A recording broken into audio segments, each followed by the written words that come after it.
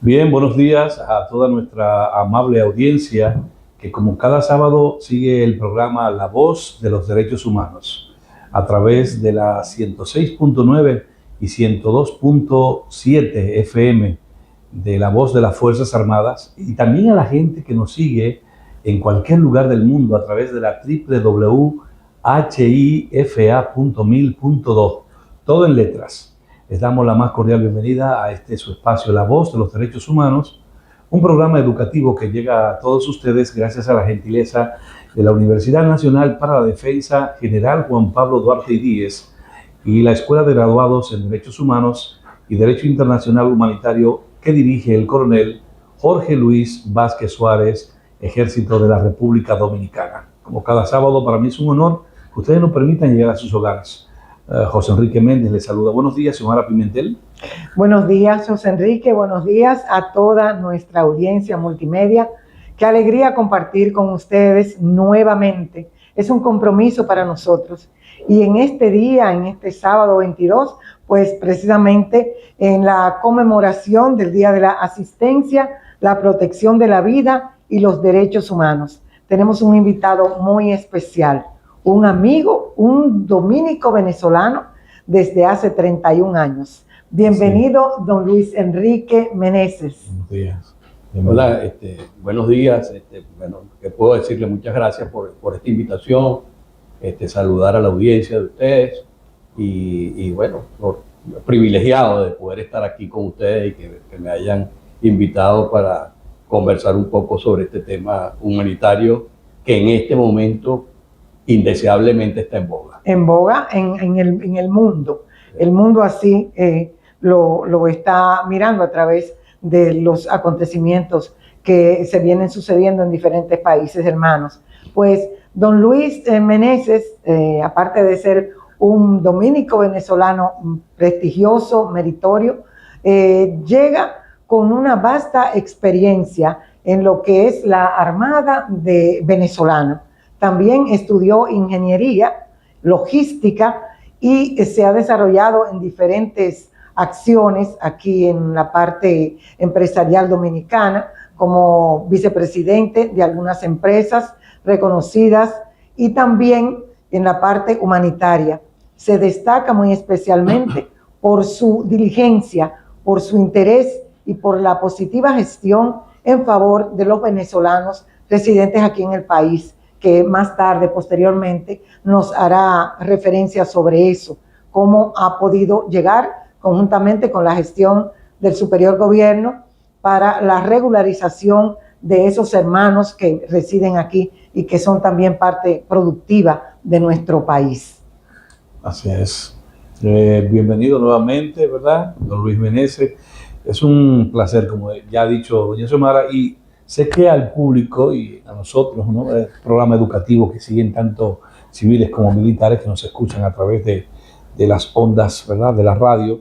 Me gustaría saber, por el interés que tiene este tema y porque estuvimos celebrando la pasada semana, el miércoles justamente, ese día importante, ese día en el que celebramos la ayuda, la colaboración, todo esto. ¿Qué significa exactamente conmemorar el Día Mundial de la Asistencia Humanitaria para usted y cuál es el propósito principal en el contexto global? Bueno, fíjate que esto es un día que se viene celebrando, si se quiere, recientemente. O sea, sí, se instauró en el año 2003, producto de el reconocimiento. Hubo una actividad en un hotel en Bagdad, donde estaban reunidos funcionarios del área humanitaria de Naciones Unidas, entre ellos el alto comisionado de Naciones Unidas para temas humanitarios, y precisamente él, en ese atentado que hubo en ese hotel, falleció Vieira de Melo, un brasilero que inclusive era un tipo muy prominente del momento, que se pensaba que podía ser hasta secretario de Naciones Unidas. Y a partir de ahí, por esa reunión, se instauró este Día Mundial de Asistencia Humanitaria. Este día es importante porque podemos nosotros resaltar la labor de los humanitarios en el mundo. Y hoy en día aquí en América pues nos estamos viendo con problemas en Venezuela, con problemas en Colombia, producto de recientes terremotos que azotaron vastas áreas de esos países. Pero también hay guerras y desórdenes climáticos en el mundo. Sí. Nosotros mismos en República Dominicana desde junio hasta noviembre estamos amenazados con esta época de tormentas y etcétera. Entonces el tema humanitario pues por supuesto que es de primer orden en ese sentido. O sea, el clima ha variado en los últimos años, yo diría en los últimos 50 años. Ya uno no es capaz de predecir el común. Uno antes sabía cuándo llovía, cuándo hacía frío, cuándo hacía calor, pero ya hoy en día no lo podemos hacer. El niño, la niña, todos nos tienen un poco disparatado el ambiente. Entonces es un día como para recordar pues que existen unas personas que están permanentemente trabajando en el mundo. Hoy en día aquí en nuestra región hay cantidad de personas del área humanitaria que están en Venezuela, que están en Colombia, nacionales de ambos países y extranjeros que van en pos de esa ayuda.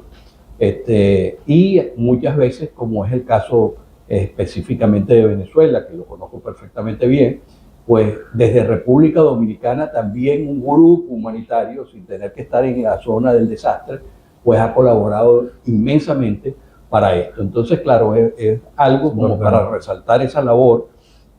Y también es un momento como para expresar y recordar la solidaridad y las acciones que se toman. O sea, porque nosotros, imagínate, eso fue por ejemplo, el caso de Venezuela fue el 24 de junio y ya el 25 nosotros estábamos abriendo un centro de acopio aquí y el día 26 era una luz de donaciones, de voluntarios, de gente que yo siempre lo digo y lo he expresado varias veces, me precio como extranjero de conocer muy bien República Dominicana y a los dominicanos, y nunca tengo duda de aquello cuando decimos que somos hermanos, etcétera, pero es que esta vez se pasaron, o sea, y ratificamos eso que parecía un cliché. De buena manera. De buena manera, y parecía como un cliché que somos hermanos, y eso no somos de verdad. Somos hermanos. Y lo demostramos. Precisamente somos parte de ese escudo humano con el que llaman ellos el escudo físico, o los humanitarios, que es esa parte inicial, donde tú estás atendiendo la emergencia y estás tratando de determinar qué es lo que puedes, qué es lo que debes hacer a futuro. Hay un escudo de salud y nos pasó, pues inmediatamente República Dominicana montó un hospital en Venezuela, porque sabía que iban a suceder hechos que necesitaban esa atención y se montó un hospital de campaña que estuvo casi un mes y así muchos otros países, y resalto República Dominicana porque estamos en este escenario dominicano. Y es importante resaltarlo para que la gente sepa en qué andamos. Y después ya entramos en una etapa ya de empezar a determinar qué es lo necesario, ¿entiendes? Porque entonces después pasamos de lo urgente a lo necesario. A lo necesario, ya empiezas a planificar, porque entonces te das cuenta que a lo mejor en un caso, por ejemplo, yo he tenido la oportunidad de enterarme el de Venezuela con detalle y el de Colombia una vez que sucedió el terremoto. Eso fue el lunes reciente. Yo el martes estaba reunido con las autoridades colombianas poniéndome a la orden, además de amigos comunes colombianos que hablaron en la embajada. Mira, Meneses está coordinando esto hace 50 días, debe tener alguna experiencia. Entonces me acerqué, por supuesto, con el mejor ánimo del mundo a apoyarlo, pero se hacen diferencias inmediatamente. O sea, la situación política, económica y social de Venezuela es diferente a la de Colombia. Entonces, unas cosas que se necesitaban en Venezuela no se requieren en Colombia. En Colombia, más bien, las primeras acciones eran lograr donaciones económicas, porque Colombia tiene, coincidencialmente como República Dominicana, 32 departamentos que ellos llaman a las provincias, pero solamente 4 fueron afectadas y el resto del país está trabajando normalmente. Entonces, todos los insumos que a lo mejor yo pudiera mandar desde aquí a Colombia se producen allá. Y además hay un problema de comunicaciones, o sea, es muy fácil ir de República Dominicana a puerto venezolano, pero no es igual a puerto colombiano. Entonces, esas cosas hacen una cantidad de detalles diferentes de qué se requiere en un caso o qué se requiere en otro, y esa es la parte que planificas después que ya conoces el desastre. Partiendo de ese mismo escenario, señor Meneses, ¿cómo podemos entender, cómo la audiencia que nos escucha puede entender de cómo se entrelaza esa parte de la asistencia humanitaria y la defensa de los derechos humanos en ese escenario que usted está planteando? Estamos hablando de que se está dando una asistencia humanitaria, digamos, algo natural que no estábamos esperando, como un terremoto o algo, ¿verdad?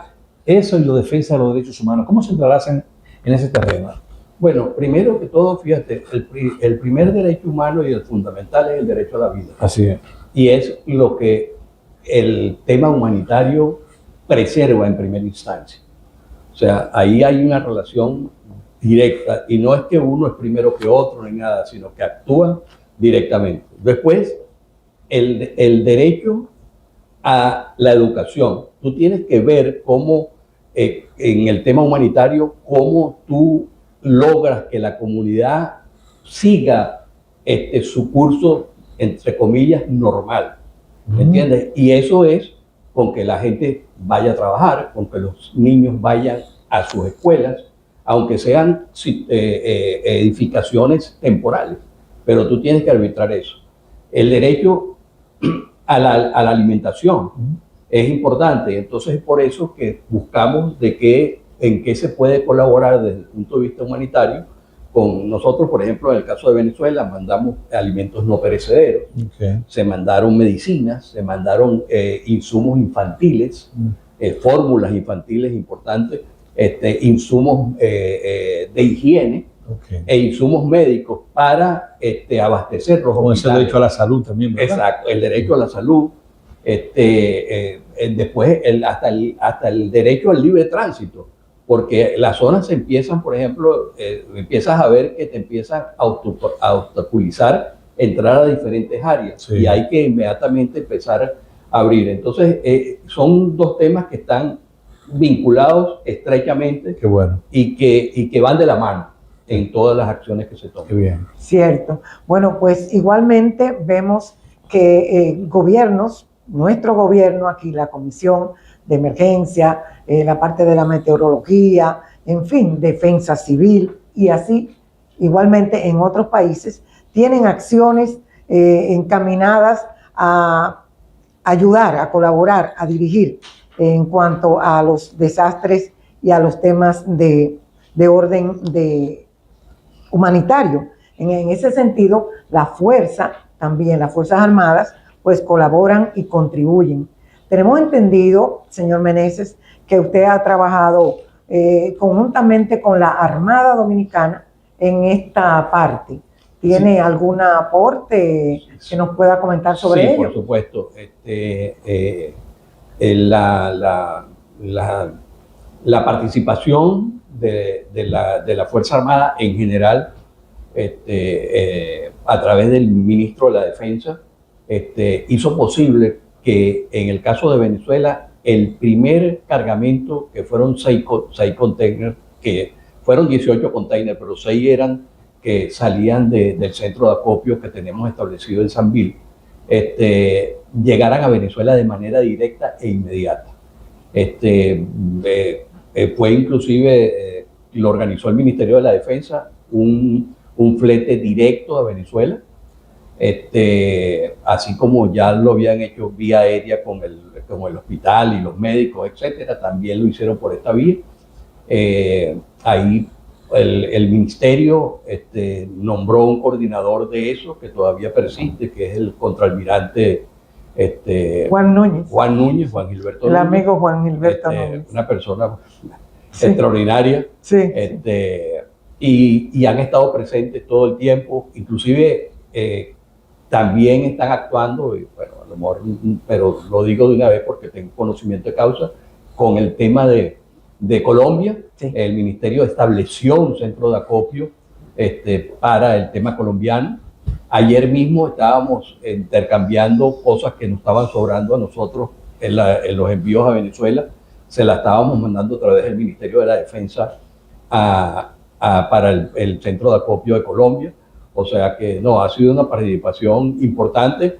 Es más, puedo decir, entre comillas, como una anécdota de esto, yo fui en un momento más reciente, o sea, ¿no? Como hace como 15 días o 3 semanas, a ver el barco que llevaba los últimos contenedores que iban a Venezuela, que no iban con el Ministerio de la Defensa, pero el Ministerio de la Defensa llevaba una carga ahí. Y yo fui sencillamente como para ver la operación. Y de repente me extrañó que de repente aparecieron unos motorizados y tal, y qué sé yo, y el ministro de Defensa estaba ahí apersonándose para ver que el cargamento del ministerio estaba ahí también, como lo estaba haciendo yo como particular. Qué bueno. Es una alegría que usted nos diga eso, claro. Sobre todo porque la fuerza en el momento en el que no tenemos contingencia, como es aquí en nuestro país, ¿verdad, José Enrique? Lo que se utiliza es precisamente para las acciones de la defensa de los derechos humanos, de la vida y de las necesidades de nuestros residentes. Así es. Y en ese mismo orden que muy bien usted ha puntualizado, no solamente el gesto del señor ministro de las Fuerzas Armadas, el teniente general Carlos Antonio Fernández Onofre, sino de las Fuerzas Armadas en sentido general, claro, por este gesto humanitario. Me gustaría en ese mismo orden preguntarle qué mensaje se le debe enviar a los otros estados y a las otras Fuerzas Armadas de otros países para que nos ayuden con el asunto de la protección de las misiones humanitarias cuando viajan a esos países y viendo este gesto, sobre todo de nuestro señor ministro. Claro, yo creo que es fundamental, primero, como ciudadanos en general, seamos civiles o militares, pues no podemos estar ausentes frente a estas calamidades, y siendo las Fuerzas Armadas un órgano disciplinado, establecido, pues, o sea, cuando nos reunimos los civiles ponemos muy buena voluntad, pero tenemos que tratar de ver cómo nos organizamos. Sí. Los militares ya están organizados. Disciplina. Sí, la disciplina es fundamental. Sí, sí. Cuando tú mandas allá una cuestión, ya estás mandando una brigada, estás mandando una compañía, estás cantando con un jefe, sí, con 20.000 cosas. Entonces eso hace una diferencia importantísima, sobre todo en esa primera etapa que hablábamos en ese momento, que es la búsqueda y rescate. La urgencia, sí. Las Fuerzas Armadas son fundamentales porque ellos pueden actuar de inmediato mientras los demás están llegando, porque a veces hasta los recursos para movilizarte, sí, del civil, del de a pie, son mucho más escasos o tienen más problemas que las Fuerzas Armadas, pues ya disponen porque tienen equipos, tienen todo. Entonces yo pienso que es una labor fundamental donde deben estar inmersos siempre, además de las unidades de rescate como Defensa Civil, la Cruz Roja, todo ese tipo de gente, el COE en el caso nuestro, etcétera. Sí. Las Fuerzas Armadas es fundamental. Siento que es una labor que es necesaria y que se agradece altamente. O sea, escuchamos, don Luis Meneses está con nosotros en el día de hoy. Escuchamos que usted organiza un centro de acopio desde Sanvil. Nos gustaría que nos informara y que nos comentara también en el orden, la prioridad en la que esa u otras organizaciones que colaboran en ayudas humanitarias, pues entienden, van llegando, lo mismo que usted dijo, la prioridad y la urgencia, luego ya se van haciendo las demás acciones. Mira, como estas son acciones que generalmente, y voy a poner mi caso específico, yo no tenía una experiencia anterior en desastres ni nada por el estilo. Creo haber participado estando en la Armada en Venezuela cuando en el 67, que hubo un terremoto también de consideraciones importantes en Venezuela, haber participado en eso. Pero coordinar una cuestión como lo que estaba haciendo ahorita, pues ni lo soñaba. Pero el día 24 de junio, que fue el terremoto, en la tarde, 5 o 6 de la tarde, a partir de ahí, pues todos los venezolanos nos preocupamos por razones obvias y que no necesitan mayor explicación. Y muchos nos trasnochamos tratando de tener contacto con amigos, con familia, con 20.000 cosas, saber cómo estaban. Claro. Y en esos momentos no hay comunicaciones, el tránsito es un problema, la gente a lo mejor había... Ese día precisamente, y esto pues una parte, era el juego de Brasil, no sé contra quién, que era un juego, los venezolanos son muy fanáticos de Brasil. Sí. Entonces todo el mundo estaba en su casa viendo ese juego, que 4 o 5 minutos después que empezó el juego, estaban que con la cuestión del mundial, fue el terremoto. Sí. Entonces agarró mucha gente en su casa y quizás eso fue una de las razones por las cuales hay tantas víctimas. Exacto, afectó demasiado. Porque además era un día de feriado en Venezuela. Wow. Era el 24 de junio, se conmemora la batalla de Carabobo, que fue la que selló la independencia de Venezuela. Entonces, y la zona donde sucedió básicamente, que es la costa, es el área de descanso de los que viven en la capital, como decir Boca Chica. Entonces, el que estaba ese día aprovechó de ir al litoral, a la playa, etcétera. El que vive allá se quedó en su casa, porque generalmente la mayoría de los que viven en esa zona trabajan en Caracas. Entonces, todo eso hizo todo un cúmulo de cosas para que sucediera esa cantidad y hay muchos desaparecidos que todavía no se han establecido las cantidades, pero hay mucha gente desaparecida. Sí, muy lamentable. Entonces, ¿qué te digo? En ese momento, la gente estamos todos perdidos. Sí, sí. O sea, entonces al día siguiente, yo inmediatamente con mi esposa nos ponemos a hablar y ella, sobre todo mi esposa, llora si le echas un chiste, llora si tiene un problema. Entonces me dice ella, bueno, vamos a dejar de llorar, lo dijo en plural, pero yo no estaba llorando, vamos a dejar de llorar y vamos a hacer algo. Sí. Entonces yo tengo una buena relación, yo soy presidente de la Cámara de Comercio Dominico-Venezolano, Sanvil es miembro de la Cámara, tengo una excelente relación con sus dueños, los llamé y le dije, mira, necesito un local para hacer un centro de acopio. Inmediatamente me lo asignaron, me dieron, inclusive lo voy a decir con detalles para que tú veas la dimensión del trabajo, un local que tiene 150 metros. Wow. Pero eso fue en la mañana. En la tarde, el mismo gerente general de Sanvil, que es un tipo que está acostumbrado a movilizar gente, porque en Sanvil van miles de personas diariamente, él tiene un concepto, pero Luis, te voy a cambiar local, y me pasó por un local de 2.000 metros cuadrados, que cuando yo entré, yo dije, ¿qué hago yo aquí? ¿Cuándo voy a llenar esto? Yo quisiera que ustedes fueran hoy allá para que ustedes vieran el local totalmente abarrotado de cuestión. Y eso fue una cuestión, como decía al principio, eso fue 24 el terremoto en la tarde, 25 estábamos abriendo el local, y el 26 ya eso estaba. Nosotros tuvimos esa semana más de 400 voluntarios trabajando ese fin de semana en el wow, qué bueno. Qué maravilla, ciertamente, sí. La ciudadanía ha colaborado de manera entusiasta. Extraordinario. Yo sé que usted ha tenido muchas experiencias en este mundo, pero ¿podría brevemente o recuerda alguna de las experiencias fuera de esta, del acopio, que hayan marcado su vida humanitaria con el tema, ¿verdad?, de la asistencia?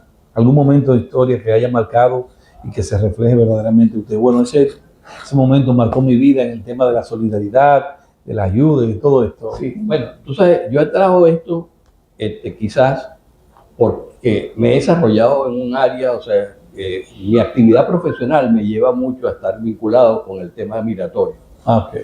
Y entonces en eso me he hecho de alguna manera una especialidad.